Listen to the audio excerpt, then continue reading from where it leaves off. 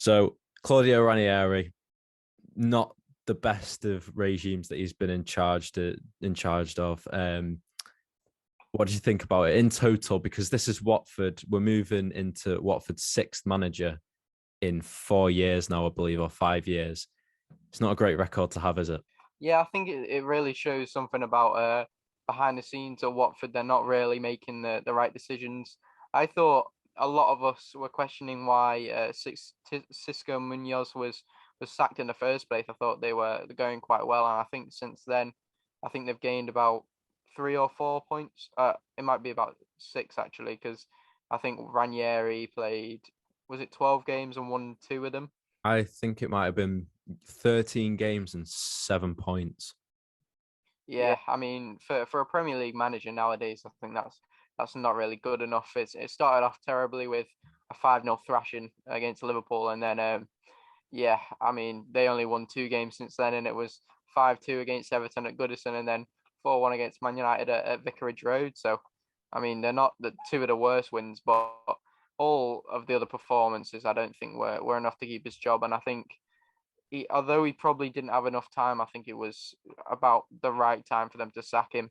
Because if they didn't sack him, I'm pretty sure they would have been on their way down. We know Watford are under the ownership of the Potts family or business ownership. They've had a long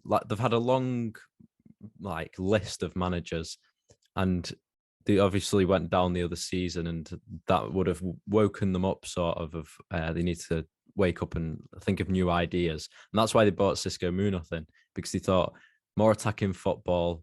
But I didn't think that they had full trust with him. I think they knew that he could get them up to the Premier League, but it was the stability factor and the way that they thought he was playing with attacking football.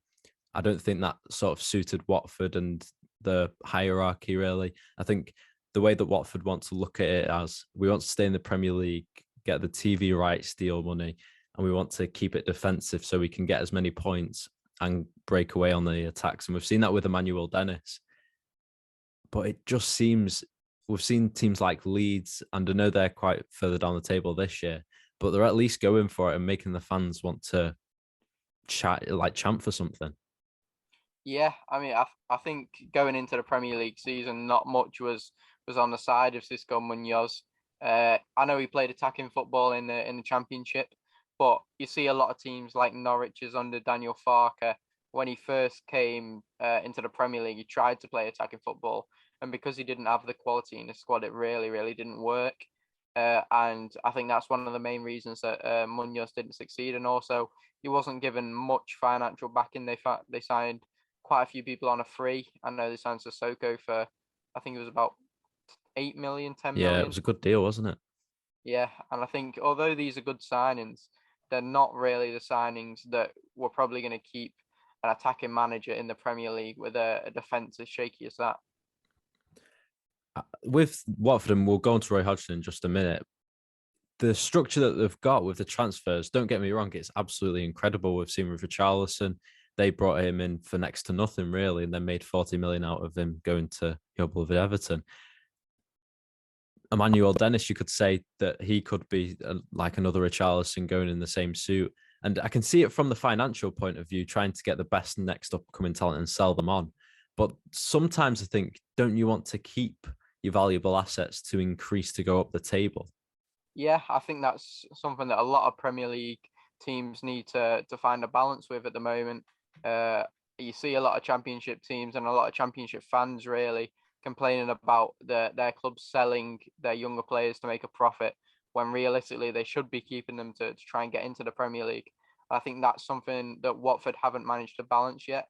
Uh, I know you mentioned Emmanuel Dennis as well, but João Pedro is another one. I think he could really be off in the summer if Watford don't stay in the Premier League, and I really feel sorry for them if they have to get rid of some of their very young, very desirable players.